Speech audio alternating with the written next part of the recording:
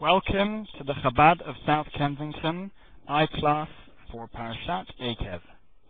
This week's Torah portion speaks about the Manna.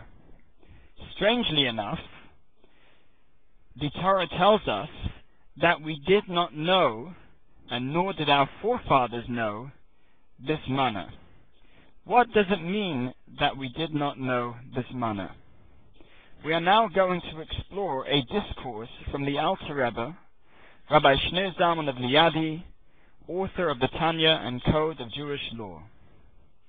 He explains, Manna is connected to dew. The Talmud says that when Mashiach will come, Hashem will resurrect the dead using dew. How does dew connect to the resurrection? We will now go and explore a verse in Jeremiah. The verse says, Behold, I will sow the house of Israel and the house of Judah with the seed of man and with the seed of beast. The verse breaks up into two parts. I will sow the house of Israel with, number one, the seed of man, and number two, the seed of beast. Let's explore the seed of beast. One of the greatest prophets, Ezekiel, had a vision. In this vision, he saw the throne, so to speak, of Hashem. Let us read from his vision and see what he saw. Ezekiel chapter 1, verse 10. As for the likeness of their faces, they had the face of a man, the face of a lion on the right side, the face of an ox on the left side. In abstract, we can see that there are two parts to what he saw. He saw the face of a man, and he saw beasts, a lion and an ox. A lion on the right side and an ox on the left side. Right. The right side is love, chesed, kindness. This love is very great and very high.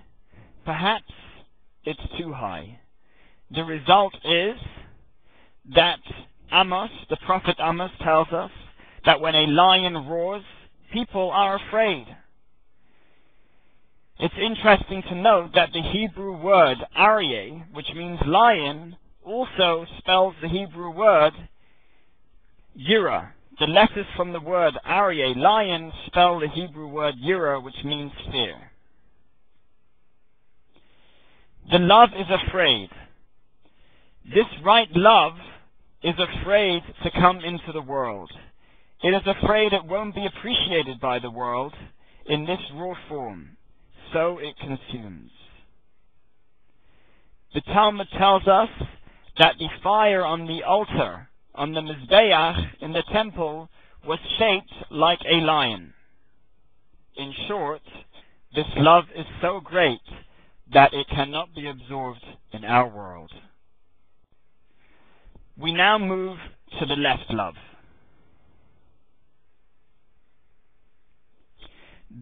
Left, gevura, contraction. The love that is absorbed by the world comes from the left side. The left side hides the right love. This love is called behema. It's an animal. It's an ox. The love of the world. Ahavat olam. Olam in Hebrew can also be he'elam, hidden. The love of the world, ahavat olam, is a hidden love. Because the great love is hidden, we are able to have a tangible love. Hidden love. We think about how much Hashem is hidden in this world. We are aroused with a strong desire, and we are drawn upwards. This love comes from the world. It is a small love, and it comes from our contemplation. To summarize, the right side is a love that is too great. It's too passionate to be expressed in a healthy manner in this world. So it is hidden. The left love is smaller, and because it is smaller, we are therefore able to handle its passion. We move back to Ezekiel's vision.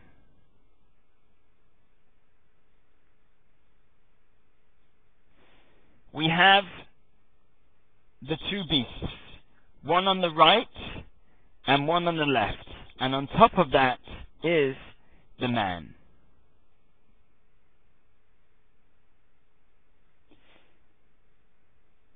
The man is higher than the two beasts. If the lion and the ox are love and fear, then the man is the brain, corresponding to the Torah, the mind. The man has 248 limbs and 365 sinews. The Torah has 248 positive mitzvot and 365 negative commandments. In a nutshell, the throne that Ezekiel saw corresponds to our love and fear of Hashem, and the face of the man on the throne corresponds to our mind, our Torah knowledge. What can our Torah knowledge do? Where can our Torah knowledge go? The passion and emotion of our love and fear give our Torah knowledge wings with which it can fly. Chapter 2.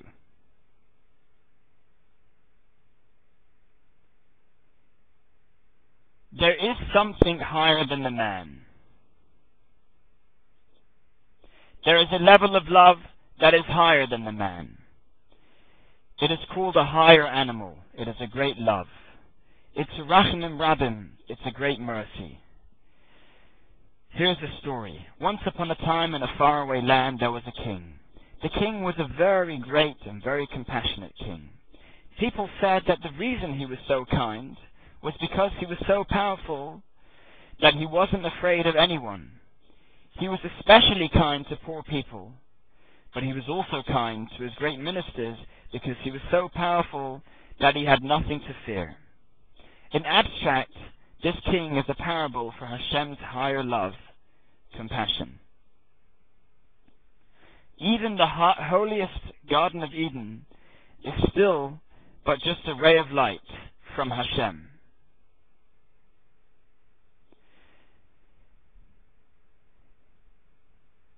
Even the highest levels of Eden get compassion. The moral: we can get caught up in the pace of the world, but really there is much more to existence. When we think about how caught up we are with the world, we realize how much more there is.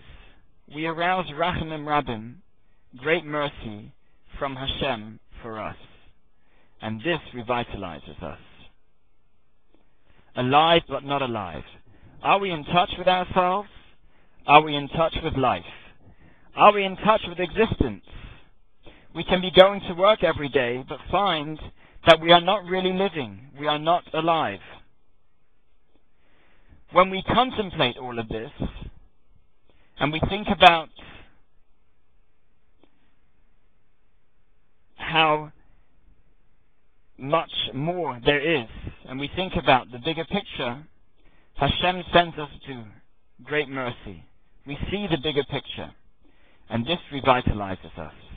When Mashiach will come, Hashem will resurrect the dead with dew in the same way. Shabbat Shalom.